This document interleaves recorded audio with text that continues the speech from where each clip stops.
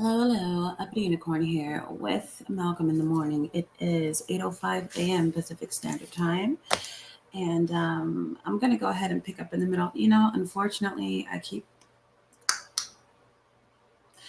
picking up in the middle of this interview, and I really kind of want to finish this interview because when you break it up too much, it's really hard to kind of follow. So, with that being said,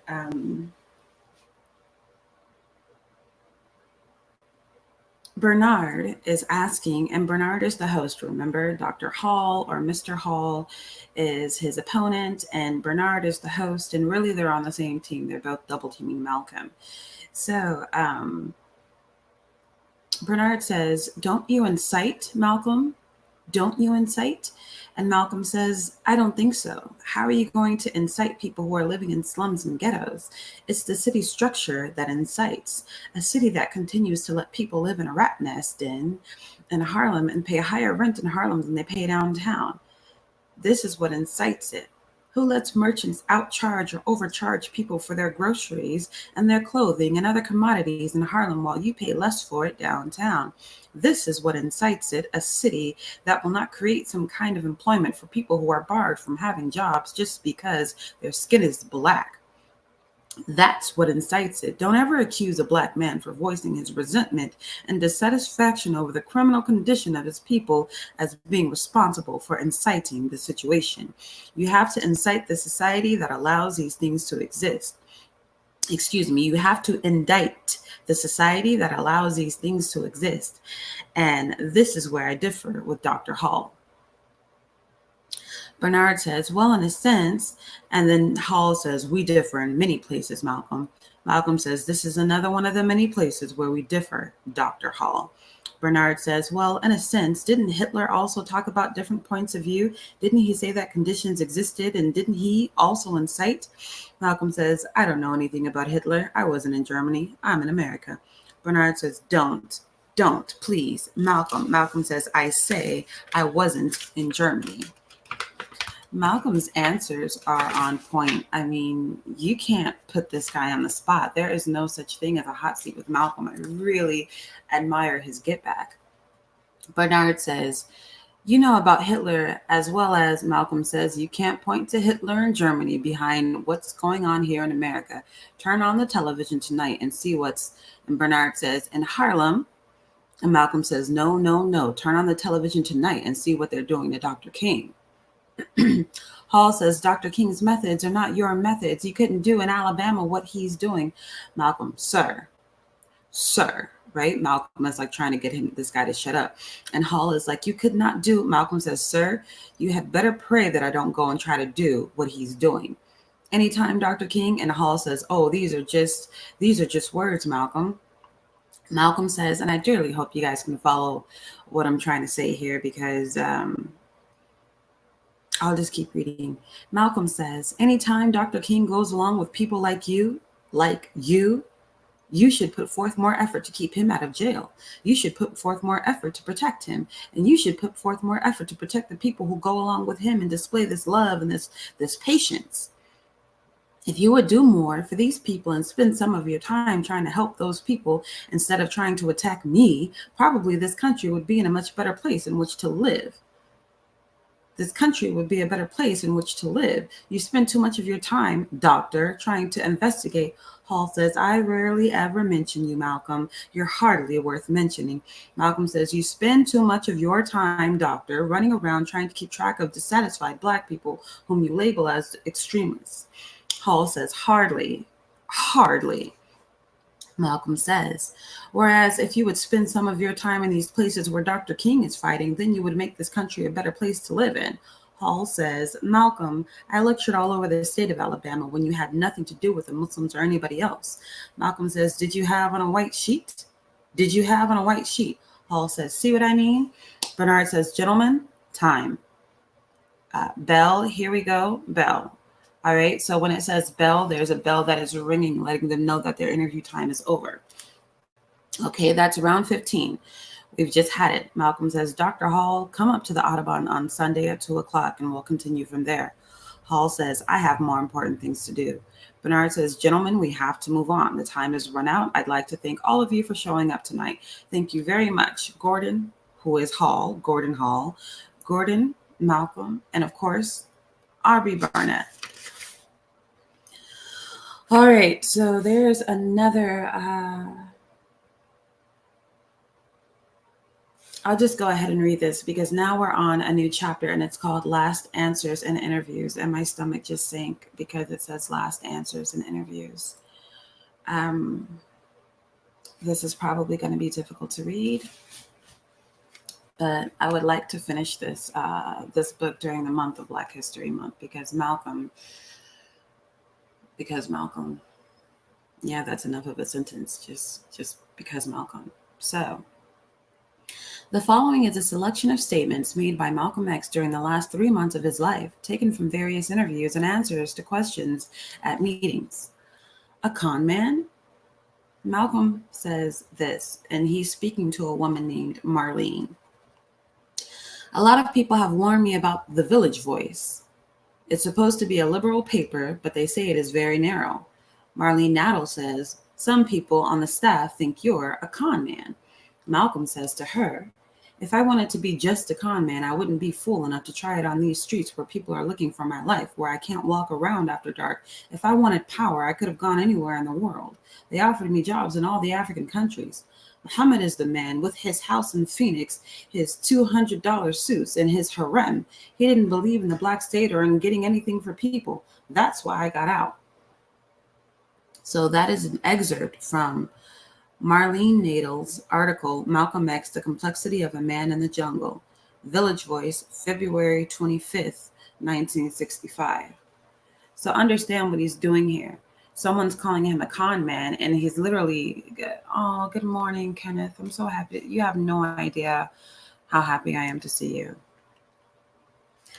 So Malcolm is saying to her, I'm not the con man. Elijah Muhammad is the con man with his $200 suits in his house in Phoenix and his harem, right? He's basically being public about why he left, right? Elijah Muhammad was getting all these young girls pregnant and they were being excommunicated and abused in their communities for being quote unquote fornicators, when in reality they were pregnant by the so-called prophet himself. This angered Malcolm because he was truly, in the best sense of the word, a social justice warrior. Now, here's an article that's called Not Afraid of Investigation, or an excerpt that is called Not Afraid of Investigation.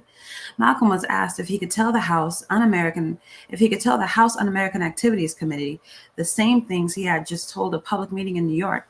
And Malcolm responds, I would welcome an opportunity to defend anything you ever hear me say to anyone, anywhere, at any time. I'll go there without being called. The only thing is, you don't question me behind closed doors. Keep it public, and I'll take anything you can throw. Keep it out in public. Frankly, I don't think there is a committee in Washington, D.C. that can defend itself when it comes to the race problem in this country. You are taken, Lord have mercy.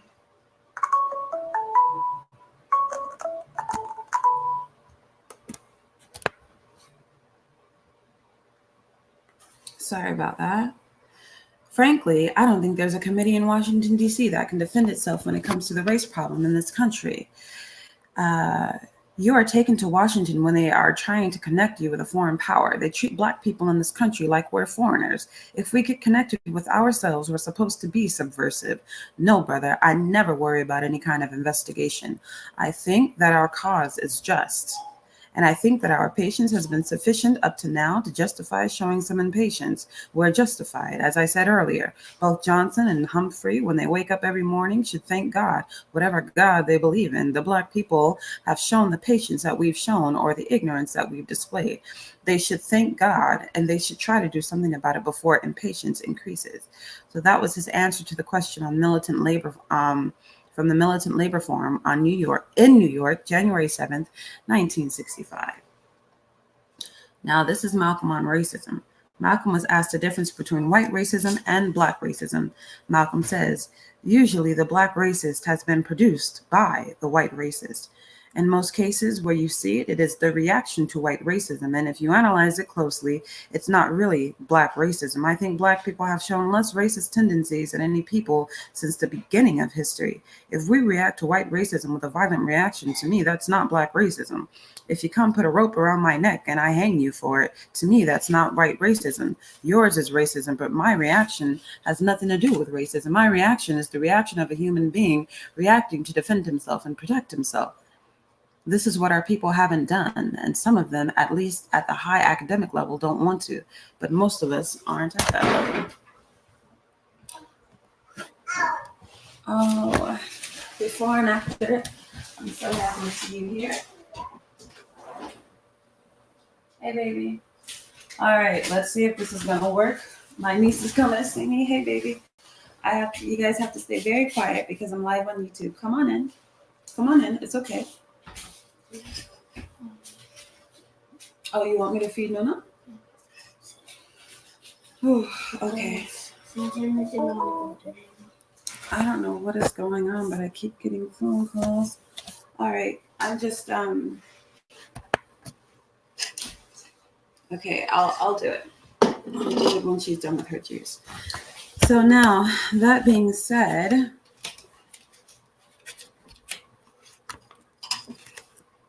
would you mind doing this? Okay, Nuna. Go sit at the table. Can I help you? Mm-hmm. Indigenous realist, peace. It's so good to hear from you. So,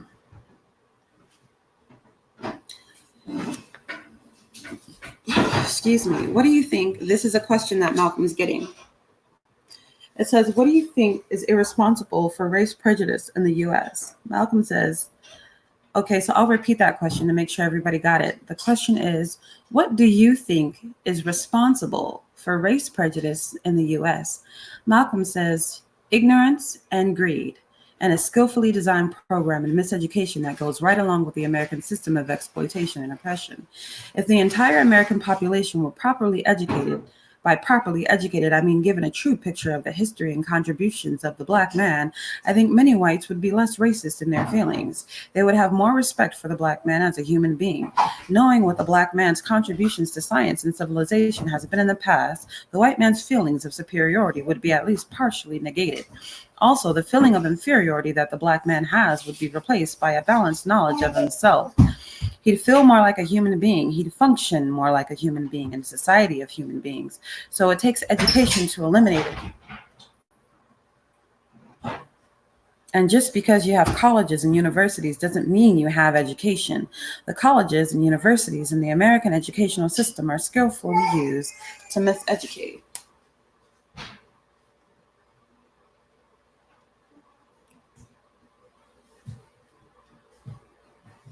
I'm live. Thank you guys for the patience with I can't call them technical difficulties, but you know. So that was from an interview on January 18th, 1965, printed in the Young Socialist, March and April, 1965. Now, here is Malcolm on intermarriage and a Black state. Oh, that's going to be interesting. All right, so Pierre Burton is asking this question to Malcolm. Now, before you left Elijah Muhammad and went to Mecca and saw the original world of Islam, you believed in complete segregation of whites and the Negroes. You were opposed to both integration and intermarriage. Have you changed your views there? Malcolm says, I believe in recognizing every human being as a human being, neither white, black, brown, or red, neither white, black, brown, or red. And when you're dealing with humanity as a family, there's no question of integration or intermarriage. It's just one human being marrying another human being, or one human being living around and with another human being. I may say, though, that I don't think it should ever be put upon a Black man, and I don't think the burden to defend any position should ever be put upon the Black man, because it is the white man collectively who has shown that he is hostile toward integration and toward intermarriage and toward these other strides toward oneness. So as a Black man, and especially as a Black American, Any stand that I formerly took, I don't think that I would have to defend it because it's still a reaction to the society, and it's a reaction that was produced by the society.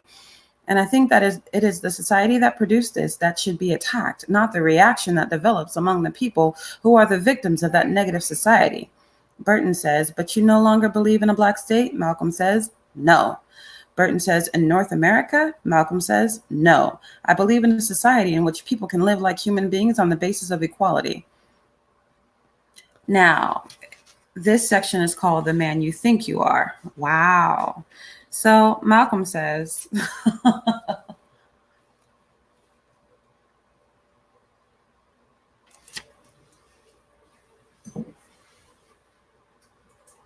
oh, okay, for sure. Malcolm says, Malcolm is clowning, okay? GA boy, it is so good to see you. Hey, Darren. GA boy, I just heard you on a panel, and I'm so happy to finally hear you as a person. Right now, when you make a comment, I can hear you. I can hear your voice. Platinum Elite. Ah, man, Platinum Elite. Go live. I don't want to see no picture. All right. Well, I'm focused on Malcolm here. So the man you think you are. Malcolm says, I'm the man you think you are. And if it doesn't take legislation to make you a man and get your rights recognized, don't even talk that legislative talk to me. No, if we're both human beings, we'll both do the same thing. And if you want to know what I'll do, figure out what you'll do. I'll do the same thing, only more of it. This is called How to Organize the People. And again, this is an interview with Marlene Natal. So Malcolm says, the only person who can organize the man in the street is the one who was unacceptable to the white community. They don't trust the other kind. They don't know who controls his actions. Marlene says, Marlene Natal asked if he planned to use hate to organize the people. And Malcolm says, I won't permit you to call it hate. Let's say I'm going to create an awareness of what has been done to them. This awareness will produce an abundance of energy, both negative and positive. Then that can then be channeled constructively. The greatest mistake of the movement has been trying to organize and sleeping people around specific goals. You have to wake the people up first, then you'll get action. Ms. Natal says, wake them up to their exploitation? Malcolm says, no, to their humanity, to their own worth, and to their heritage. The biggest difference between the parallel of oppression of the Jew and the Negro is that the Jew has never lost pride in being a Jew. He never ceased to be a man.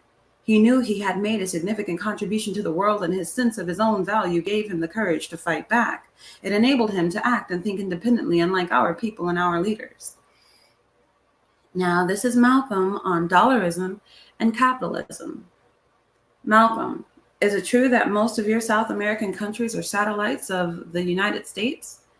But they don't have, Malcolm says, it is true that most of your South American countries are satellites of the United States, but they don't have to feel bad. This country made a satellite out of Khrushchev, made him lose his job. Everybody becomes a satellite nowadays. They did go and study the relations between the United States and Russia during the past 4 or 5 years, and you'll find this country maneuvered Russia into almost becoming a satellite. They had to get rid of the Khrushchev in order to get some of their independence back. I say this as objectively as I can. I'm not trying to jump into anybody's camp. I don't have any access to grind. This is just my own opinion from observations that I've made traveling around the world and listening with big ears. It's easy to become a satellite today without even being aware of it. This country can seduce God. Yes, it has that seductive power, the power of dollarism. You can cuss out colonialism, imperialism, and all other kinds of isms, but it's hard for you to cuss out that dollarism. When they drop those dollars on you, your soul goes. Now, someone has posed a question to Malcolm. What is your opinion of the worldwide struggle now going on between capitalism and socialism? Malcolm responds, it is impossible for capitalism to survive, primarily because the system of capitalism needs some blood to suck. Capitalism used to be like an eagle. Hi, Alfonso. Capitalism used to be like an eagle, but now it's more like a vulture. It used to be strong enough to go and suck anybody's blood, whether they were strong or not. But now it's become more cowardly, like the vulture, and it can only suck the blood of the helpless. As the nations of the world free themselves and capitalism has less victims, less to suck, and it becomes weaker and weaker. It's only a matter of time, in my opinion, before it will collapse completely. All right. Now, this is Malcolm on the police commissioner. Harry Ring is asking Malcolm these questions. A week or so ago, Police Commissioner Murphy asserted that the recent warnings of danger of a new outbreak in Harlem could actually provide the fuel for such an outbreak. I know that you were one of those who recently made such a warning. What would you say about this? Malcolm responds, well, Commissioner Murphy's attitude is one of the things primarily responsible for much of the ill feelings among races, and especially in the Black communities like Harlem, Bedford-Stuyvesant, and other places. Bed-Stuy, big up to Brooklyn. When he warns against anyone mentioning that there is a great chance for continued violence this summer, what he is doing is trying to stick his head in the sand. His attitude is the same as the American attitude towards the existence of China. The general American attitude is that Americans are supposed to pretend that 700 million Chinese don't exist, and that a little island off the coast of China is China. Well, now Commissioner Murphy has the same attitude toward the conditions that exist in the Black community. These conditions are so explosive that it is impossible for them to continue to exist without there being violent explosions. Instead of Police Commissioner Murphy involving himself in some kind of work that will eliminate causes of these explosions, he wants to condemn the people who are pointing toward the continued existence of these conditions and who at the same time are warning that the continued existence of the causes is going to create explosions. So I think that the police commissioner is probably the best example of an imbecile. I hate to use this kind of word on your program, but he actually has a very imbecilic approach to the problems that exist in the Black community. And his continued mouthing of this type of thing will do nothing to better the condition. Rather, it will make conditions worse. All right. So this is his public notice to Rockwell. At a public rally of the Organization of Afro-American Unity in Harlem on January 24th, 1965, Malcolm said that on a television news broadcast, he had seen Reverend Martin Luther King knocked down by a racist, that it hurt me, right? So Malcolm is saying he was hurt when he saw Martin Luther King knocked down. And that if he had been there, he would have gone to King's aid. He also read aloud the text of a telegram he had sent to George Lincoln Rockwell, head of the American Nazi Party. Malcolm says in this letter to George Lincoln Rockwell, "This is to warn you that I am no longer held in check from fighting white supremacists by Elijah Muhammad's separatist Black Muslim movement." And that if your present racist agitation against our people there in Alabama causes physical harm to Reverend King or any other Black Americans who are only attempting to enjoy their rights as free human beings, that you and your Ku Klux Klan friends will be met with the maximum physical retaliation from those of us who are not handcuffed by the disarming philosophy of non-violence, and who believe in asserting our right of self-defense by any means necessary. He put him on notice. He put him on notice, Nuna. By any means necessary? Huh? Joy. By any means necessary? By any? He put the head of the Ku Klux Klan and the Nazi Party on notice. Oh my God. I love this. Found out where to reach him, how to write the letter, and directly to him. Anyways, this is Malcolm on politics. Malcolm was asked about the outcome of the recent presidential election in the United States. Hey, Rude. And Malcolm responds, "It isn't a president who can help or hurt. It is the system. And the system is not only ruling us in America, it's ruling the world. Nowadays, when a man is running for president of the United States, he's not running for president of the United States alone. He has to be acceptable to other areas of the world where American influence rules. If Johnson had been running all by himself, he would not have been acceptable to anyone. The only thing that made him acceptable to the world was that the shrewd capitalist, the shrewd imperialist knew the only way people would run toward the fox would be if you showed them a wolf. So they created a ghastly alternative." Come on now, This is exactly what happened with Hillary and Trump. Oh yeah, nice. "And it had the whole world, including people who call themselves Marxists, hoping that Johnson would beat Goldwater." I have to say this to those who claim to be enemies of the system were on their hands and knees waiting for Johnson to get elected because he is supposed to be a man of peace. And at that moment, he had troops invading the Congo and South Vietnam. He even has troops in areas where other imperialists have already withdrawn. Peace Corps to Nigeria, mercenaries to the Congo.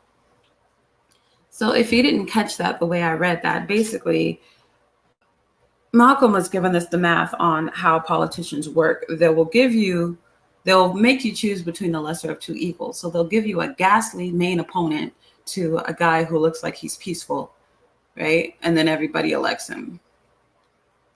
But that man who looks like he's peaceful is still a warmonger. It's a flip of the hand. It's a sleight of the hand. It's trickery, basically, is what he's trying to say. So Malcolm says, first, our people have to become registered voters, but they should not become involved actively in politics until we've gotten a much better understanding than we now have of the gains to be made from politics in this country. We go into politics in a sort of gullible way, an emotional way, whereas politics, especially in this country, is cold-blooded and heartless. We have to be given a better understanding of the science of politics as well as becoming registered voters. And then we shouldn't take sides either with any one of these parties. In my opinion, we should reserve our political action for the situation at hand. In no way identifying with either party or selling ourselves to either party, but taking political action that's for the good of human beings. And that will eliminate these injustices. I, for one, do not think that the present man who's in the White House is morally capable of taking the kind of action necessary to eliminate these things. I mean, you don't get more eloquent than Malcolm. You just don't. Anyhow, Malcolm says again, the reluctance of Negroes to vote isn't always because they don't have the right to vote. Political machines in most states and cities select, as a rule, as candidates for political office, not Black people who are intellectually capable to deal with politics as it is, but rather puppets that serve as their mouthpieces to control the politics of the community. The Black people in Harlem have witnessed this thing year in and year out, and have seen how the politics of Harlem and other Negro communities have been pretty much controlled from outside. It's not that they're politically lethargic or dead. They purposely have abstained. When you give them something to point toward, or vote for, you'll find that they'll be just as active as they've been inactive. It's the purpose of the OAAU to work among that element of politically inactive Black people. We intend to charge them and get them active out here so we can get a little action.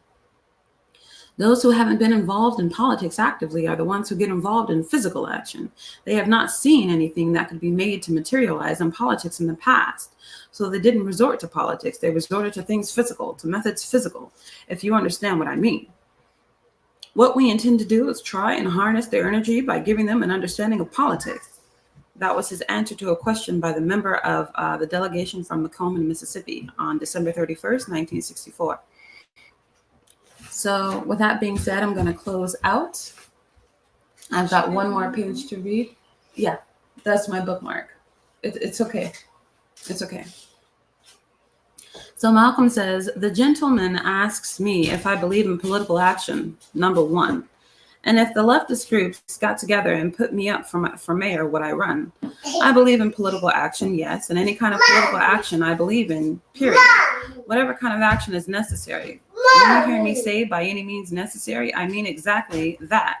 I believe in anything that is necessary to correct unjust conditions, political, economic, social, physical, anything that's necessary. I believe in it, as long as it's intelligently directed and designed to get results. But I don't believe in getting involved in any kind of political action or other kind of action without sitting down and analyzing the possibilities of success or failure. And I also don't believe that groups should refer to themselves as leftists, rightists, or middleists. I think that they should be whatever they are and don't let people put labels on them, and don't ever put them on yourself. Sometimes a label can kill you. That was his answer to a question by the Militant Labor Forum on January 7th, 1965. Nkrumah Toure, it's very good to see you. So Marlene Nadel, noting that Malcolm wanted to run militant Black candidates for office, asked him if he would be a candidate. Malcolm says, I don't know at this point. I think I am more effective at attacking the establishment. You can't do that as well once you're inside it. Ms. Nadel asked if he thought an all-black party like the Freedom Now party in Michigan was needed. Malcolm said, yes, in some cases you have to create new machinery. In others, it's better to take over the existing machinery. Either way, you're going to be involved in all the level of politics from 65 on, right? He said that to the Village Voice on February 25th, published February 25th, 1965. Isn't that amazing that we're in February? So, slumlords and anti-Semitism, and I'm closing out here. In his talk, Prospects for Freedom in 1965, Malcolm referred to the slumlords who own the houses in Harlem but don't live there themselves. Usually they live up around the Grand Concourse, Bronx, okay, baby, or somewhere. In the discussion period first a woman, then a man objected to this remark. Can you wait, Mama? Yeah. Thank you. So Malcolm says, the lady said that she enjoyed herself, but she ceased to feel joyful. I'm paraphrasing the question when I mentioned the landlords living up on the Grand Concourse. Well, they also live in other places besides the Grand Concourse, but many of them live on the Grand Concourse. This is no reflection on anybody on the Grand Concourse, only on those who are guilty. Only those who are guilty. I imagine that if I said Central Park West or Central Park East, someone over there probably would have felt bad, but I can't think of all of those places, you know? Yes, ma'am, a woman resumed speaking. What did you mean? You see there, you're touchy. You say it sounds like an anti-Semitic statement. Why does it sound like an anti-Semitic statement? Are Jews the only ones who live on the Grand Concourse? You know, you might have some Italians up there or some Irish or something else, but if Jews are the only ones who live up there, then you should investigate and find out why. Now you're going to say I really sound anti-Semitic. No, you let yourself in for it. That being said, I am being utterly, totally, and completely punked by my niece. I was using dollar bills as my bookmark, and she took them and demanded candy. So, with that being said, I am up at Unicorn, and I am my niece's bleep.